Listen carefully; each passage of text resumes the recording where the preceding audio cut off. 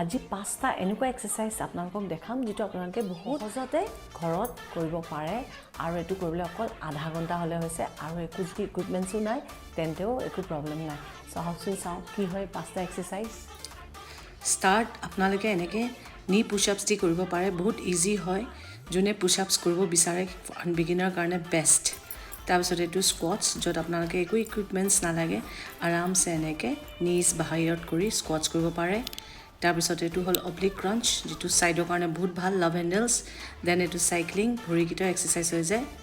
এটো ৰিভাৰ্স সাইক্লিং এনেকে কৰিব আৰু মোক জনাব মই দেখুৱা পাঁচটা এক্সাৰসাইজ আপোনালোকে কৰিব নাপাৰিব একো ইকুইপমেন্টস নালাগে সময় অকমান উলিয়াব নিজৰ কাৰণে সময় নুলালে আনো কেনেকে হ'ব প্লিজ পাৰিলে মোৰ চেনেলটো সাবস্ক্ৰাইব কৰি দিব মোৰ চেনেলটো নাম মানুহজনী মেইন কেলে মই বিশ্বাস কৰোঁ যে আমাৰ অসমত মানুহজনী মেইন হয়নে